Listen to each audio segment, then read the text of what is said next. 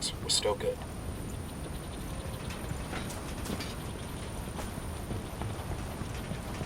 Who the hell are you? Our mutual friend Pakatari sent us. Está bueno. Let's go.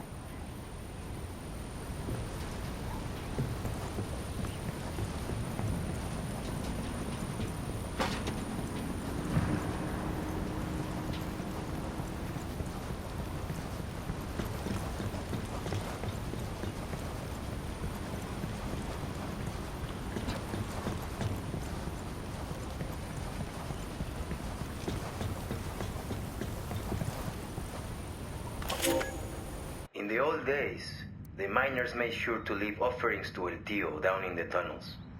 Little things, some tobacco or a handful of coca leaves. Sometimes, if the men knew they would be working a shaft that had an evil reputation, they would pour out cups of Singani over the stones, so El Tío would leave them be. The year I turned 25, I was working in a mine near Huayna. It was old and deep. The timbers were rotted and its veins were nearly dry. Times were hard. There was so little coming out of the mine that people barely had enough to eat, much less feed El Tío. We had been working in the deepest part of the mine for many weeks, and the tunnels had begun to shift and ground. I knew that El Tío was hungry, and that something bad was going to happen. So my brother and I went into the hills one night and killed a llama. That morning, before I went down into the mine, I painted its blood on the entrance as an offering to El Tío. The cave-in happened later that day. 1 minute I was working, the next, I was alone in the darkness. I could hear my friends moaning and crying out in pain, cut off by tons of earth and rock. One by one, my friends fell silent. I sat in the dark and listened to them die. And then it was my turn. A smell came into the air. It was foul, like burnt hair and brimstone. And then, El Tío was there. I couldn't see him, but I could feel him there in that tiny space, right in front of me. I was shaking like a leaf. I held up my hand.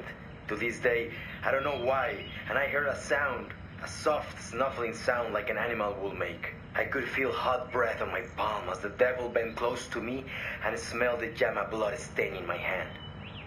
The next thing I knew, I was in the hospital at La Paz. They told me I had been down in the mine for 15 days.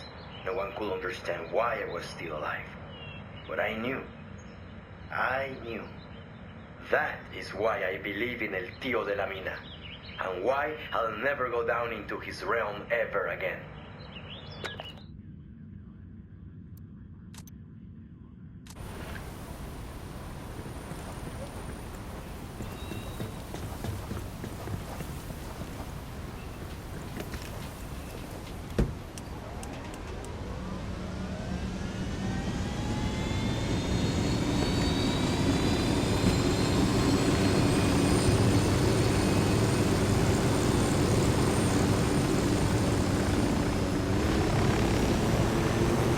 Katari is mi señor comandante, pero I did not think he would call upon Americans just to rescue little me. You have some technical expertise that's pertinent to our current mission. We're gonna hijack DJ Perico's radio signal. No mierda. My wife loves that guy's show. I keep telling her, hey, he's the enemy, caray. And she's like, but he's so funny. I can never win with her. Mujeres. So we'll listen to it.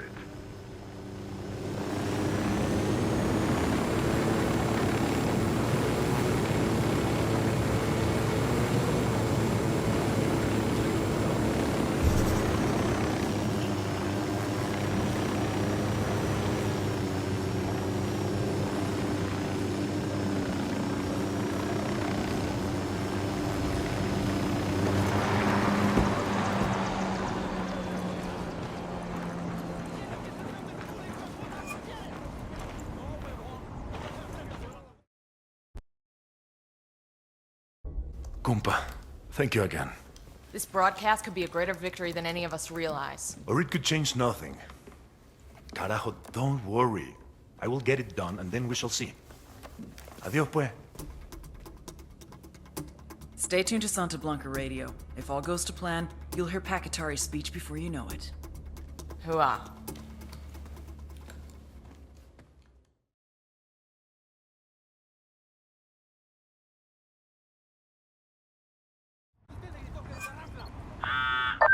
We're hearing Pacatari's broadcast all over the country. DJ Perico is already a fool, but now Sueño looks like one. Reactions we get anyway. When they're not busy taking selfies, my social media team monitors online trends. Hashtag DJ Perico is already getting the funniest gifs. Bowman out. Our rebel tech is getting cozy with Bowman. This is a lot of shit to go through just so Pac can give a speech on the radio. I suspect Bowman wants the rebels to feel like this is their op. Shit, they're the ones getting credit for it anyway. Let's keep moving. Get your team ready to move. There's a popular Bolivian blogger, Ramon Feliz, who's been working for the cartel. He usually writes about Santa Blanca's charity events and shit, but this morning, he broke the news that the cartel was trafficking children. I'll bet that got people angry. The one we have to worry about is Sueño. Find Feliz and get that evidence before the cartel puts him in the ground. Sounds simple enough. Grab everything you can from him. He's bound to have plenty of dirt on the cartel. He lives in Santa Elena. I'll zap you the address. Roger that. Nomad out.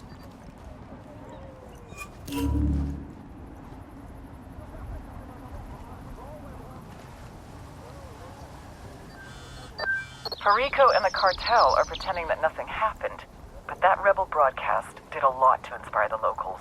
The word from Pacatari is that people are lining up to join the fight against Santa Blanca. Let's hope it was the right play. I get nervous when any player in the game gets too strong. Afraid the socialists are gonna get too big for their britches? You're such a Cold War antique. Says the CIA agent in Latin America. We're moving on. Be in touch soon.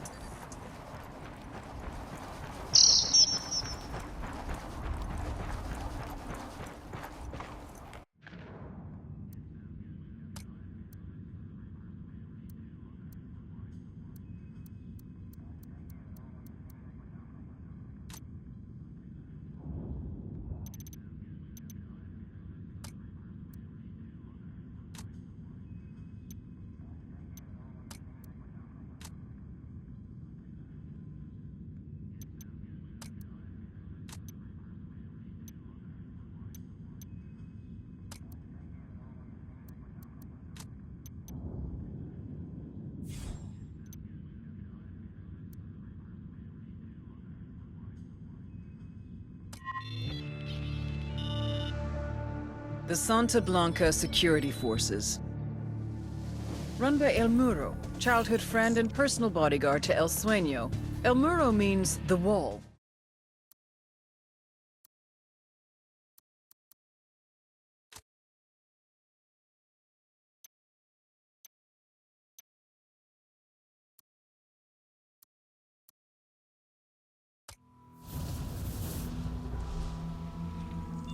A conscience is a dangerous thing, mostly to the person who has one.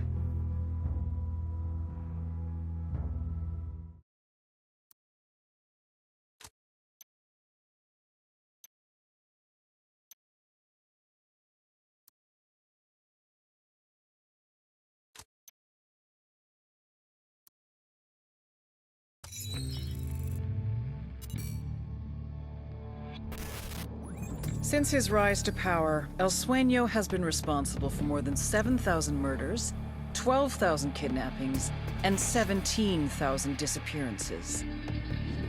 So then how the fuck is he one of the most loved people on the goddamn internet? I mean, this piece of shit has more likes than the World Cancer Society. How does that even happen?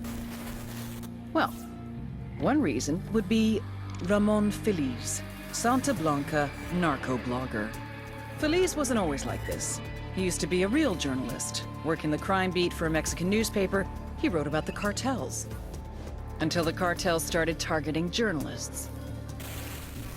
Forced to choose between reporting the news and their employees, the newspapers made a hard decision.